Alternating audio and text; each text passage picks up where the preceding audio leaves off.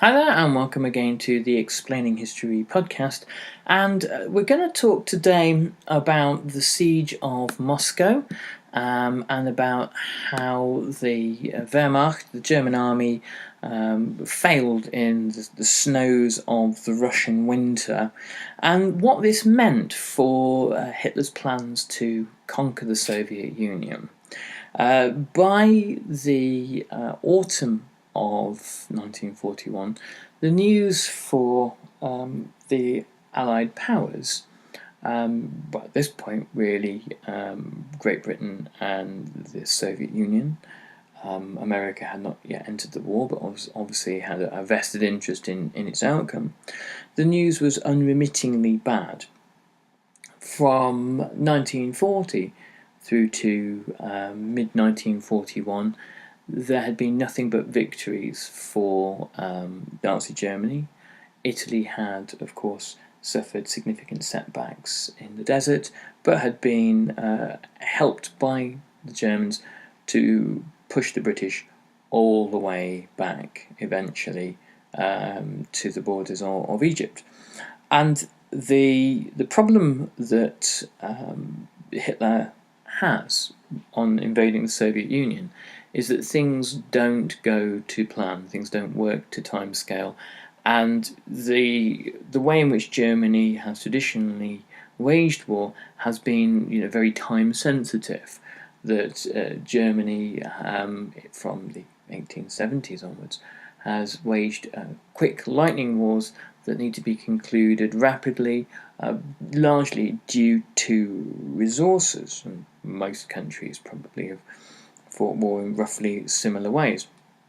Both Great Britain and Russia have far greater capacity to bed down for the long term and to wear the enemy down.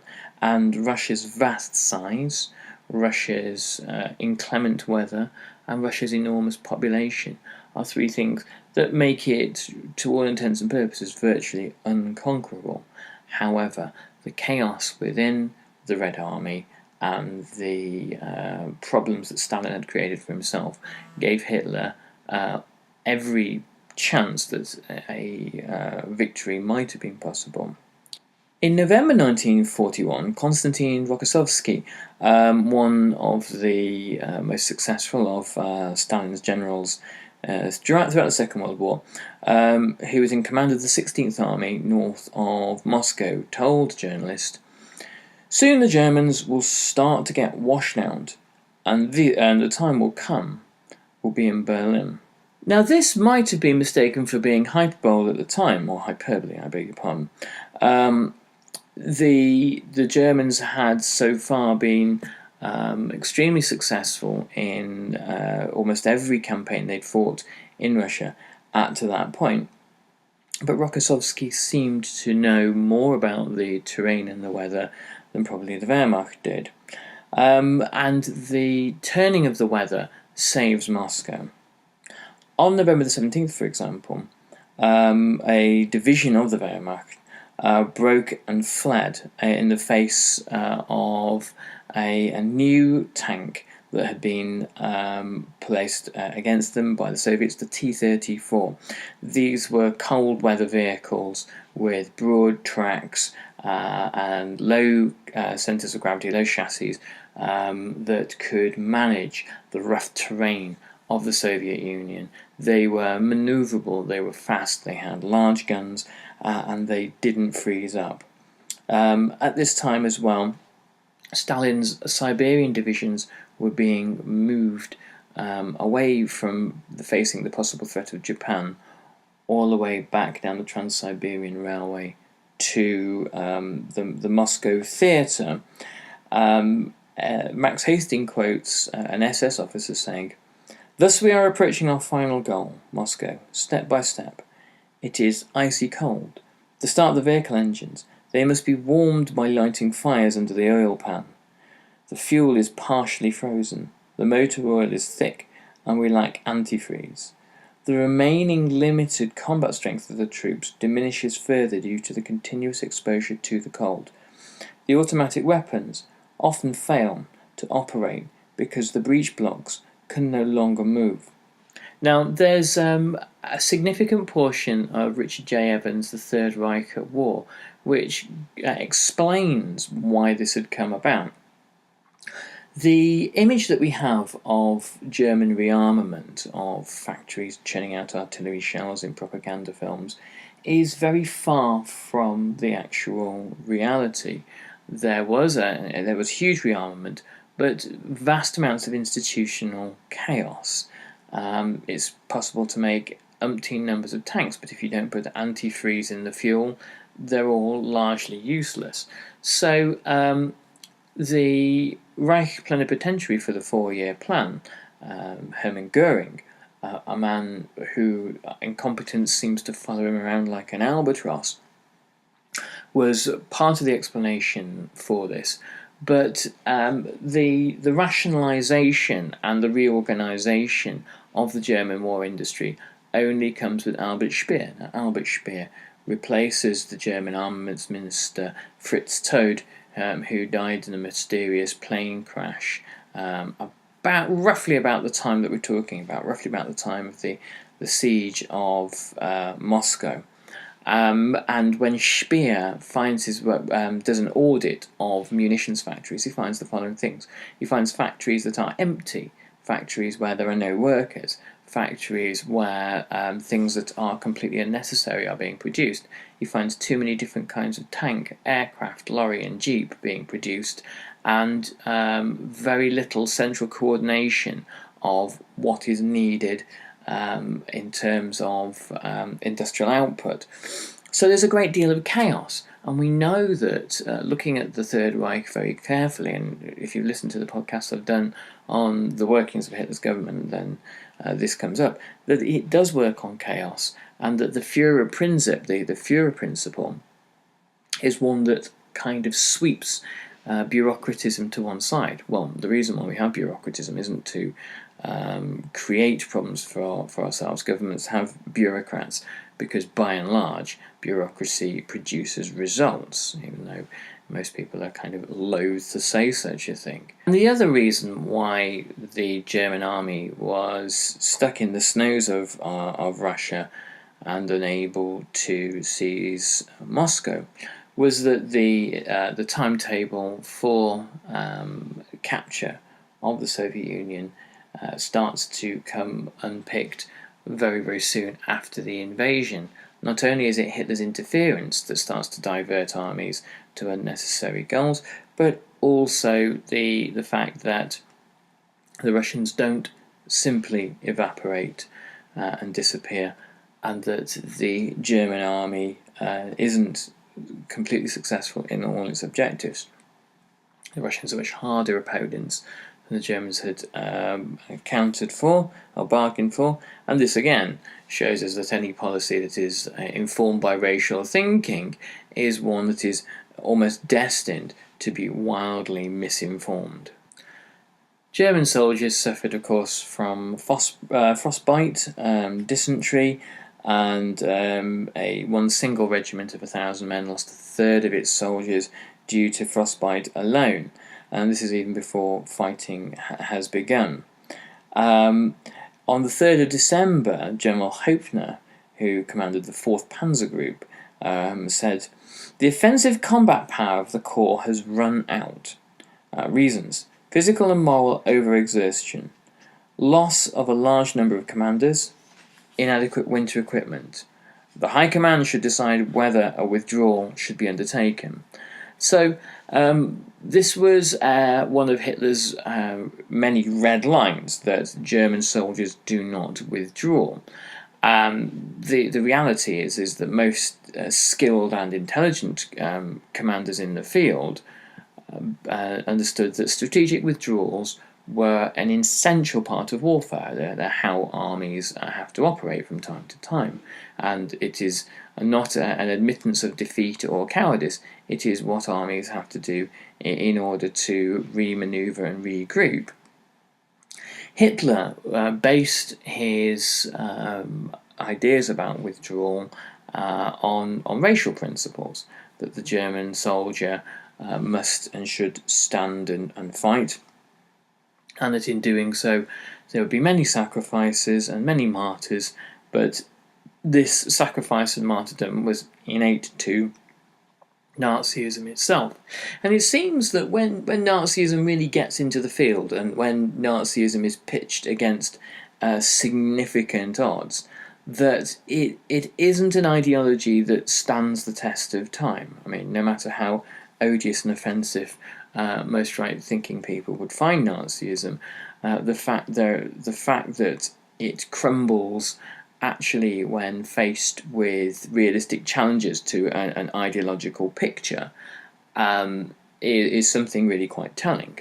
One of the things that the debacle outside Moscow does is it proves to demoralise Russian soldiers that the Germans can be beaten. In the first few days of the Russian counterattack, there are significant advances, significant victories over the Germans. One Russian soldier is quoted as feeling relief and happiness swept through our ranks. The Germans did not seem so terrible now; they could be beaten. This doesn't suggest that the tactics used by the Russians were very much better than the Germans. The Red Army still was operating on a mass basis, so throwing troops at the enemy in as large numbers as possible. These were frontal assaults, and they were launched at Stalin's word. Just like Hitler, Stalin demanded that there be not one step back, no more tactical retreats. Stalin, more than anything, was determined to shore up his own political position, one which by the summer of 1941 had become very vulnerable and exposed, and the doctrine of preventing any kind of retreats was one that was essential in his eyes to at least winning the propaganda war against the Nazis, but against any potential detractors within the party. German intelligence seems to have been particularly poor. On the 4th of December, the German army intelligence concluded that the Russian army the Red Army was incapable of launching any further counter-offensives. The fact that Zhukov had been sent 9 new armies, 27 divisions, and more more cavalry units had been raised, which could, cavalry in heavy snow is actually quite handy, and horses can make it through snowdrifts where vehicles can't go. That this was completely lost on German intelligence. By the time that the German offensive had ground to a halt, the German army was 25 miles from the Kremlin and 9 miles from the outskirts of Moscow. However, the loss of 200,000 soldiers since the beginning of the offensive meant that, and the end of the fighting capacity of the German army due to cold, meant that there was very little else that could be achieved.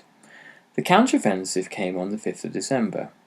The Russians launched an enormous surprise attack, which meant that the Germans had little capability of defending against. The German army was utterly frozen, quite literally.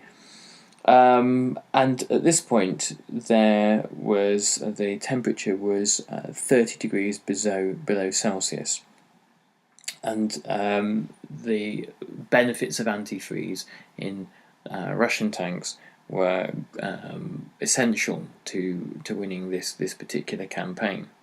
One German infantryman describes it as this: "Out of the snow, storm soldiers were running back, scattering in all directions, like a panic-stricken herd of animals. A lone officer stood against this desperate mass. He gesticulated, trying to pull out his pistol, and then simply let it pass. Our platoon commander made no attempt at all to stop people.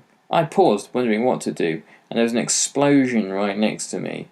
and I felt a searing pain in my right thigh. I thought, I'm going to die here, 21 years old, in the snow before Moscow. It was the first full retreat of the German army in over 2 years of war in Europe. And as the German army retreated, it used the same scorched earth tactics as the Soviet Union did as it retreated earlier in the year, burning villages as they went, denying the Russians any kind of shelter, and obviously killing as many Soviet citizens as they could along the way. One officer wrote about conditions at a field dressing station. 80 men were brought here today, half of whom have second or third degree frostbite. Their swollen legs are covered in blisters, and they no longer resemble limbs, but rather some formless mass. In some cases, gangrene has already set in. What is it all for? Many German soldiers considered Napoleon's quest into Russia in 1812 and saw distinct parallels between his failure to conquer Russia. Napoleon actually did manage to seize Moscow, and then the city burned and resulted in his humiliating winter retreat from Russia, which completely destroyed the Grand Army. The Wehrmacht retreat lasted for 10 days. The destruction that German soldiers marched through was immense. It was the ruins, really, of much of Hitler's visions for the conquest of the Soviet Union and his Generalplan Ost, the hunger plan that he planned to inflict on the Soviet Union, the colonization that he hoped would happen fairly swiftly following the defeat of the Red Army. Hitler demanded fanatical resistance. He wanted German soldiers to fight to the death. Much of what Hitler sees happening on the battlefield is something from his own imagination, something from his own kind of memories of fighting in the First World War, perhaps misremembered recollections of fighting in the First World War, and projected onto what he thinks should happen. Again, in Richard J. Evans, one of the things that he points out is that Hitler's life before 1939 had been rather indolent and idle and carefree. He had lived as a dictator, doing very little, so rather kind of dilettantish sort of existence, and he has to work extremely hard as a war leader, particularly one who wants to micromanage the conduct of the war in such detail, and the pressures by 1943 have really taken their toll on him physically. Speer recalls meeting Hitler after not seeing him for a while and seeing this kind of diminished grade, much kind of weaker individual with kind of a permanent shake in his hand. It's possible that Hitler was in the first stages of Parkinson's disease during the Second World War. The German position in Russia is only saved by the mistakes that the Soviets make, particularly the mistakes that Stalin makes.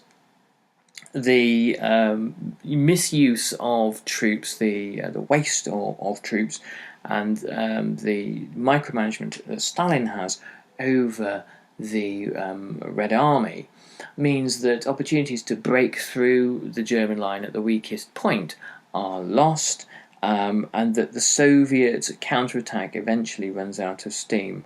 So this allows the German line to stabilise itself and to recover some of the lost ground. It also means that the encirclement of the whole of Army Group Centre, which is what Zhukov wanted to do, is not possible. And once again, this is really more to do with Stalin's meddling than anything else. One of the key changes in the war on the Eastern Front comes in 1942 to 43, when Stalin finally decides to allow his generals the leeway to do what they need to do. Hitler never accepts this. When Stalin did that, military professionals in the field were able to win battles consistently, but of course it put generals like Zhukov in Stalin's crosshairs after the end of the war. Stalin believed that Zhukov had got too big for his boots and saw Zhukov as a threat to his own position and prestige, and became extremely vindictive and threatening towards Zhukov, and the whole focus of Stalin's internal policies from the late 1940s onwards was to try to reassert control, the kind of dictatorial control he had in the 1930s, back on a Russia which parts of which had to become semi-autonomous as a result of the war. One part that obviously became almost completely autonomous was, of course, Leningrad, which we'll look at in the next podcast on Russia.